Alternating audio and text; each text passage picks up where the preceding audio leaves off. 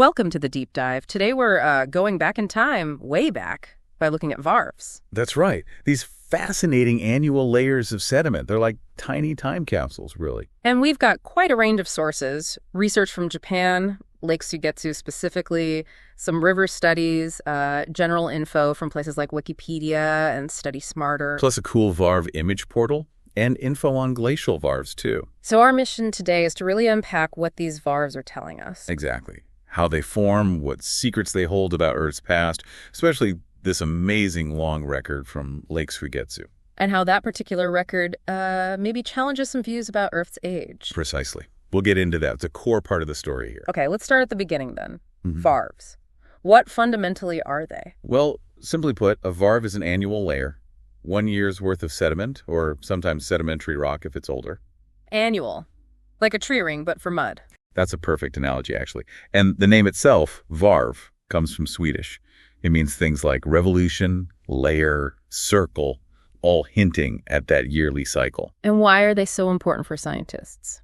Because they represent the smallest scale, the finest time resolution we can often see in stratigraphy in the study of rock layers. So super detailed history. Super detailed, especially for understanding past climate changes. You get year-by-year information, potentially. How does 1 year make two distinct layers, though? What's the mechanism? It's usually a pair. You typically get a coarser, maybe lighter-colored layer from spring and summer. All right, more energy, more meltwater, maybe? Exactly. Stronger flows carrying bigger bits of sediment. Then, in fall and winter, things slow down. And the fine stuff settles out. Precisely. You get a finer, often darker layer. That pair makes up 1 year, one Varve. Okay, that makes sense. But they don't just form anywhere, right? What are the ideal conditions? No, the environment needs to be pretty specific. Usually fresh or brackish water. Too much salt makes the clay clump together, and you lose the distinct layering. Ah, okay, so low salt. What else? Low disturbance. You need minimal bioturbation. Bio what? Bioturbation, basically creatures burrowing or stirring up the sediment. That would just erase the layer. So you need things to settle quietly and stay settled. Exactly. Often this means low oxygen, anoxic conditions at the bottom where not much can live and burrow. We often hear about them in glacial lakes. Is that the main place? That's definitely a classic environment, yes. The seasonal melt gives a very strong signal. But they can form in other lakes, too, lacustrine settings and even some marine spots, if the conditions are right and those annual cycles get preserved. Got it. So not just glaciers. Which brings us to Lake Sugetsu in Japan. You said it's exceptional. Oh, it really is. It's one of 5 lakes there, formed by volcanic activity. But Sugetsu is special for Varve studies. Why? What makes it so good? Several things. First, it's naturally protected from huge sediment dumps from rivers. There's a river, the Hasu, but it flows into Lake Makata first. Right. So most of the sediment settles out in Makata before the water, with much less sediment, flows into Sugetsu. Like a pre-filter system? Kind of, yeah. Plus, the lake itself has a really strong seasonal signal in the stuff that does settle. And it's surrounded by high cliffs. Which helps how? Limits wind mixing the water too much, and also reduces sediment washing indirectly from the sides. The very stable, calm basin. So if not much is washing in from rivers or the sides, where does the sediment come from? Mostly from the air, actually. Leaves, pollen, tiny bits of dust, volcanic ash when eruptions happen, plus the seasonal growth and decay of algae in the lake. Wow. So it's a very gentle, slow accumulation. Incredibly gentle, and that's why the record is so amazing. Scientists have built this continuous Varve chronology, counting the layers. How far back? Reliably, over 53,000 years. 53,000. Yes. Earlier studies in the 90s had already shown a really tight match between Varve counts and carbon-14, dating back maybe 40,000 years. Okay. But recent work pushed that reliable count past 53,000. And there are hints, less certain layers, potentially going back maybe 150,000 years. Staggering. 53,000 annual layers.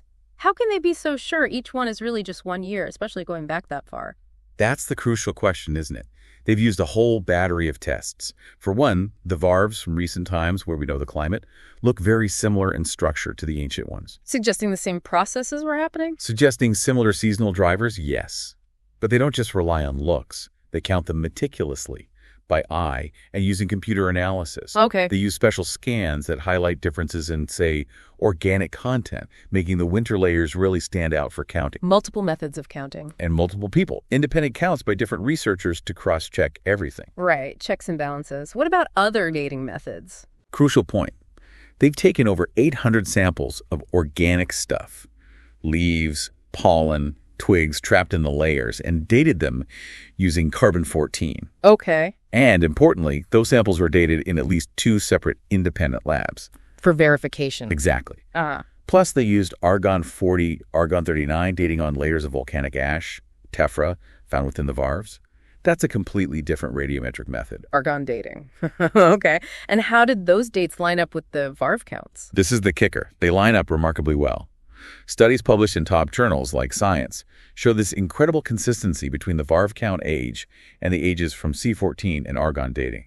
So multiple independent clocks all pointing to the same timeline. Pretty much. The researchers argue it's either an unbelievable coincidence or it's extremely strong evidence that both the Varve counting and the radiometric methods are giving reliable ages deep into the past. Hard to argue with that kind of agreement. You mentioned ash layers. Tell me more about those. Yeah, the tephra layers, they act like bookmarks in the sediment sequence. There are over 30 visible ash layers, some over a centimeter thick, almost pure volcanic glass. Meaning they settled quickly from the air. Right, into that calm lake, without getting mixed up with other mud. And there are over 100 microscopic ash layers, too. Snapshots of ancient eruptions. Exactly. And when they date these ash layers using radiometric methods... Do the dates match the Varve count at that depth? They do. For example, there's an ash layer found where the Varve count is around 9,000 years. Radiometric dating puts that ash layer at around 9,000 years old. Wow. Another independent check that confirms the annual nature. Precisely. It really strengthens the case that these are indeed annual layers accumulating consistently over tens of thousands of years. Okay, Lake Sugetsu is clearly a superstar site, but you mentioned Varves aren't only in these perfect lakes. What about this river mouth study in Japan? Right, the Kitagawa Brook. This is interesting because it's a more dynamic setting. It flows into Biwa Lake, but the mouth often gets blocked by sand and gravel from the lake, making it get quite stagnant usually. So not the pristine conditions of Suigetsu. Definitely not. And it was actually dug out in the early 80s. So any sediment they looked at was deposited after that disturbance. And they found annual layers there too. How? Yes, but different markers. In the top part of their sediment core, about 24 centimeters, they found 19 distinct layers made mostly of deciduous tree leaves. Ah, so autumn leaf fall. Exactly. That seemed to be the main annual signal. They also saw several gravel layers mixed in. From storms, maybe? Yeah. Washing lake gravel into the river mouth? That was their hypothesis. They figured strong storms on Biwa Lake could push gravel in.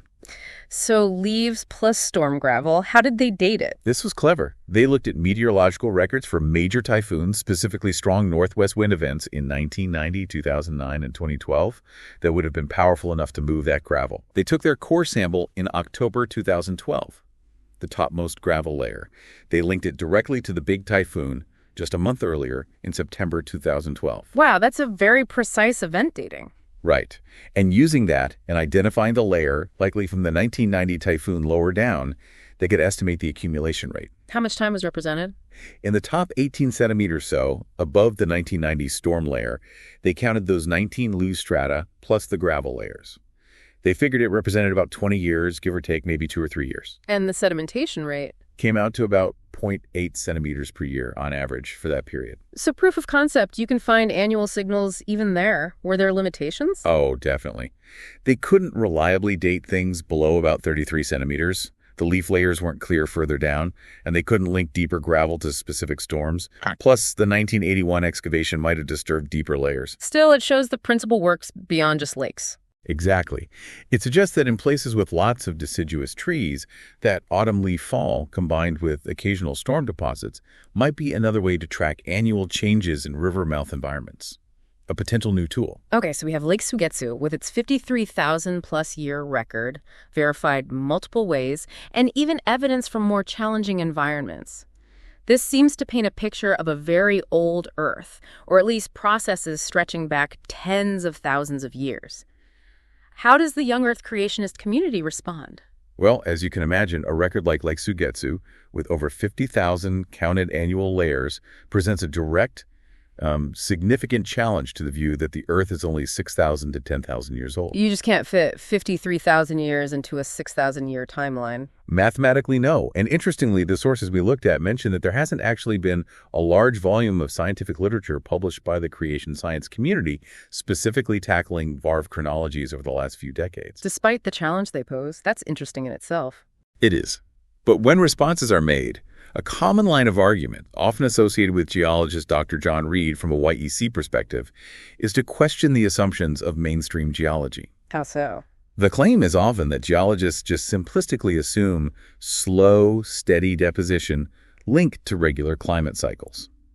The counter-argument is that maybe rapid sedimentation, perhaps during a global flood, could create lots of thin layers quickly that just look like varves. Sort of. It looks like varves, but it isn't really annual. Essentially, yes. And they might point to other places, like parts of the Green River Formation, where maybe multiple layers did form in a single year under specific conditions, and use that to cast doubt on all Varve interpretations. Is that a fair criticism of the Sugetsu work? Did they just assume? Well, no. The scientists studying Sugetsu were acutely aware of the conditions needed. They specifically chose that site because it avoids issues like rapid floods or inconsistent deposition. Yeah. And as we discussed, they didn't assume annual layering. They tested it rigorously with multiple independent methods. Right. The C14, the argon dating, the cross-checking. Exactly. The YEC response often focuses on raising these doubts, but typically doesn't offer a detailed, alternative, scientifically testable model for how, say, a global flood could produce 53,000 plus perfectly alternating fine-grained layers with distinct volcanic ash bands interspersed, and have those layers correlate precisely with multiple radiometric dating methods. So more about questioning the existing data than providing a competing explanation for that specific data. Largely, yes. The sources suggest the responses often involve rhetoric or point to anomalies elsewhere, rather than providing a robust geological mechanism to explain the specific, detailed evidence found at Lake Sugetsu. Sometimes they also misrepresent the science, claiming Varve ages depend only on C14 dating, when really the Varve count is an independent method used to calibrate C14. I see. It's a complex area, but the lack of a specific counter-explanation for Sugetsu after 30 years seems telling. The argument from the mainstream perspective is that if a plausible YEC alternative existed that could explain the evidence, it likely would have been proposed and tested by now. Okay. Let's shift gears slightly. There's something called the Varve Image Portal. What's that about? Yeah, this is a neat resource. It's an online tool launched back in 2014. Its main goal is to share visual information about Varve's annually laminated sediments from all over the world. Like a global photo album of ours? Pretty much. Yeah. Researchers contribute images from their study sites. A key aim is actually to raise awareness about proving sediments are truly annual. Ah, so quality control. Exactly. It emphasizes the need for careful evidence before using laminated sediments for dating or climate studies. Just because sediment is finely layered doesn't automatically mean it's varved, right? Makes sense. What kind of stuff is on the portal? Lots of useful things. Images, of course, core photos, microscope images, SEM scans, X-rays, but also crucial metadata. Site info, maps, links to the actual research papers, DOIs. You can search by map, by the type of Varve, or by site name. So it helps researchers compare sites and methods. Precisely. It also has general info on Varves, links to other resources, key publications on methods. It's trying to be a central hub to promote good practice in the field. Sounds very useful. Now, another application. Archaeology. How do Varves help archaeologists? They can be a really powerful dating tool, especially near glacial lakes where varves are often very clear.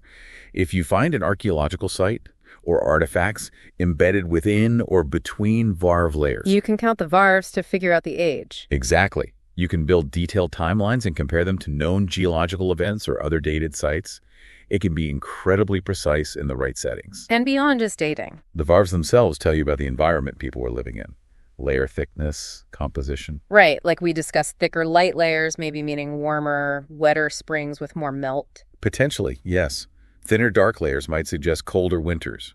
You get clues about past climate precipitation, temperature, glacial activity that directly impacted past human populations. So you're dating the site and reconstructing the environment simultaneously. You got it. And you can even get quantitative calculating sedimentation rates, SSWT/DDT, to better understand the timescales involved. Fascinating how mud layers connect geology and human history. Okay, one last detailed look. Glacial varves. We touched on them, but what defines them specifically? So glacial varves are the classic example, formed in lakes fed by glacial meltwater or sometimes marine settings right near glaciers. Yeah. The key is that strong seasonal contrast in meltwater and sediment delivery from the glacier. The summer versus winter signal again? Right. The summer layer from the melting season is typically lighter, coarser, as meltwater streams carry more sand and silt into the lake. More energy. More energy. The winter layer forms when melting stops or slows dramatically. The lake becomes calm, maybe freezes over, and only the very finest particles, the clays suspended in the water, slowly settle out. Creating that darker, finer layer. Exactly. Sometimes the summer layer itself can show finer details like micrograding or maybe a coarser bit at the very start from the initial spring flood or at the end from a late melt event. But the basic couplet is that coarser, summer finer winter pattern. And preservation is usually good. Often very good in glacial lakes, partly because the cold water limits biological activity. Less burrowing means the delicate layers stay intact. So each one really is a snapshot of 1 year in the life of a glacier and its lake. A very detailed snapshot, yes. They're fundamental for reconstructing past glacier movements and the climates that drove them. This has been incredibly informative. We've gone from the basic definition to these amazing long records and diverse applications. As we wrap up, what are the main things you want people to take away? I think the big picture is that these simple-looking annual layers, Varves, hold just an immense amount of information.